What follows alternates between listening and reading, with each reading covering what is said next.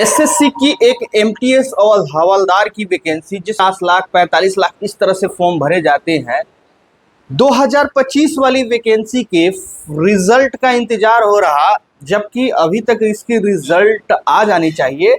साथ साथ इसकी नई वैकेंसी जो कि 2026 वाली और इस बार कुछ अलग तरीका का वैकेंसी देखने को मिलने वाला है, इसका भी इंतजार हो रहा। तो इस वीडियो में मैं दोनों के बारे में आपको अपडेट देने वाला हूं कि ये वैकेंसी नई वाली कब तक आएगी और इसमें क्या क्या बदलाव रहने वाले हैं, कितने पदों पे आएगी, और जो 25 वाली वैकेंसी है उसकी रिजल्ट कब तक आएगी और क्या कब देखने को मिलेगा। तो भाई वीडियो क्लिक कर दिए हैं आप तो पूरा देख लीजिएगा। चैनल पे नए होंगे तो चैनल को लाइक शेयर सब्सक्राइब जरूर कर देना है। अब देखिए, एमटीएस हवलदार एक ऐसी वैकेंसी है जो एसएससी के द्वारा सबसे ग्रुप डी लेवल की वैकेंसी कही जाती है, लेकिन इसमें बहुत ज्यादा लड़के फॉर्म भरते हैं और ऐसे ऐसे एवरेज लड़कों को भी मौका मिल जाता है नौकरी लेने का, क्योंकि इसका पेपर जो है थोड़ा सा अलग देखने को मिलता है। खैर अभी फिलहाल में सब कुछ चेंज हो रहा, तो हो सकता है कि एमटीएस का भी पेपर चेंज देखने को मिले।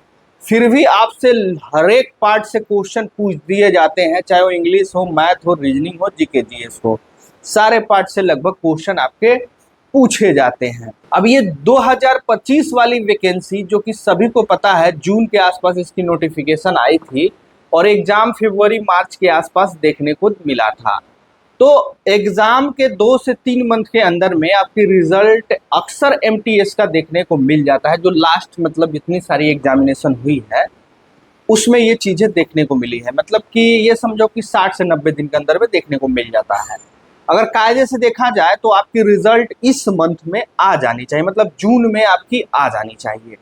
तो बस आपकी ये समझ लो कि उल्टी गिनती शुरू हो चुकी है। कोई ऑफिशियल अपडेट नहीं है, लेकिन आपकी रिजल्ट इस मंथ में आ जाएगी।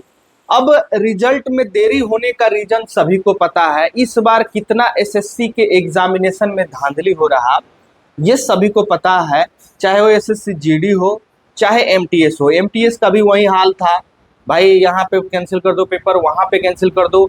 एसएससी जीडी में भी वही देखने को मिल रहा, जबकि बच्चे हंगामा भी किए, तोड़ फोड़ भी किए, बहुत तरह की चीजें हुई, लेकिन फिर भी जो है एसएससी का एग्जाम रद्द होने का नाम नहीं ले रहा भाई। जबकि कायदे से देखा जाए तो एसएससी के डायरेक्टर को भाई एसएससी जीडी का एग्जाम रद्द कर देना चाहिए, क्योंकि इतनी ब्रॉड स्तर पे धांधली हुई है। हर जगह पेपर, उत्तर प्रदेश में आप देखे होंगे, कानपुर, लखनऊ, गोरखपुर, हर जगह पेपर में धांधली देखने को मिली थी, लेकिन फिर भी अभी तक जू नहीं रेंग रहा कान पे एसएससी के डायरेक्टर को। तो भाई कैंसिल क्यों नहीं करते हो? आखिर ट्रांसपेरेंसी नाम की भी कोई चीज होती है। ये लोग कहते हैं कि भाई अब ऑनलाइन एग्जाम में क्या होता है, ये लोग बताते हैं कि पेपर लीक नहीं होता है, पेपर हैक हो जाता है, सिस्टम हैक हो जाता है।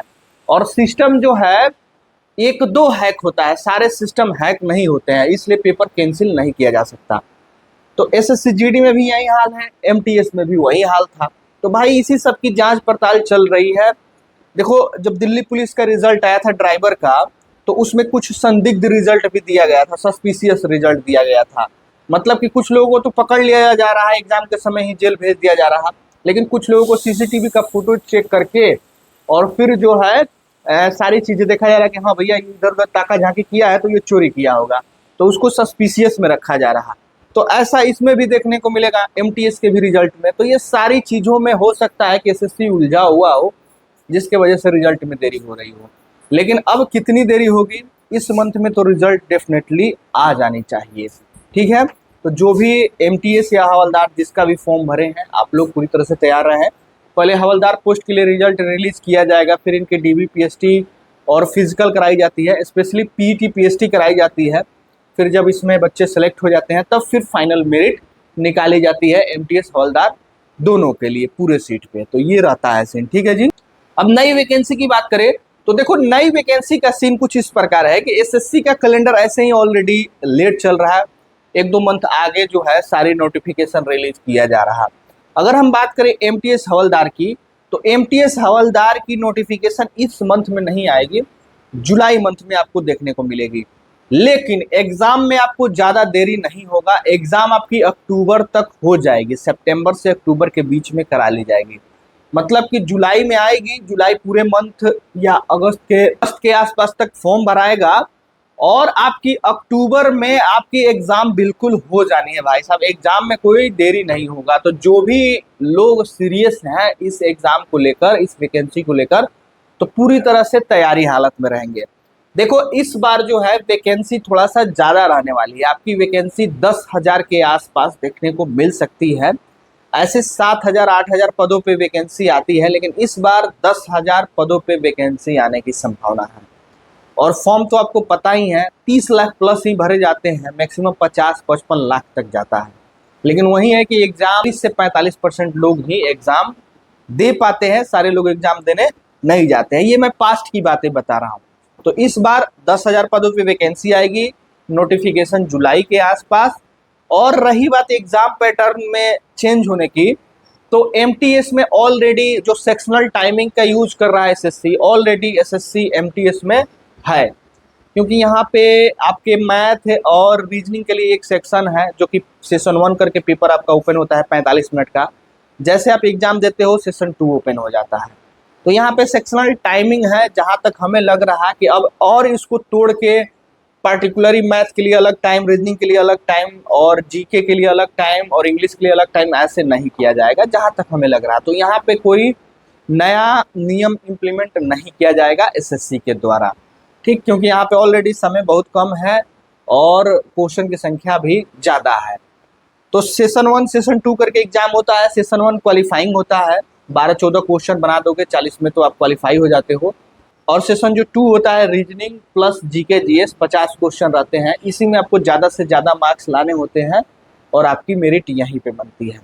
अगर हम एक सेफ स्कोर की बात करें तो कम से कम आपको 130 प्लस मार्क्स लाने होंगे 150 में, तब जो है एसएससी एमटीएस में आपकी नौकरी पक्की हो सकती है।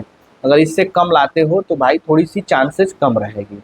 तो ये इस वैकेंसी का सीन है भाई, पास्ट वाला भी प्रेजेंट वाला भी। तो जो भी लोग इंतजार कर रहे हैं, बस इंतजार ही अभी करना है। इस मंथ में रिजल्ट आ सकती है, बाकी अगले मंथ में ही आपको नोटिफिकेशन देखने को मिलेगा। तो आप तैयारी पे विशेष करके अपने ध्यान रखिए, और स्टैंड बाई में जो भी आपकी करंट में वैकेंसी चल रही है तो आप उस पर फोकस करिए, ना कि इस वैकेंसी का इंतजार करिए। जब भी आएगी तब आप फॉर्म भर लेना इसकी। बाकी तैयारी आप math, reasoning, English, Hindi, GK GS वगैरह सबका मतलब सारे सब्जेक्ट का करते रहिए।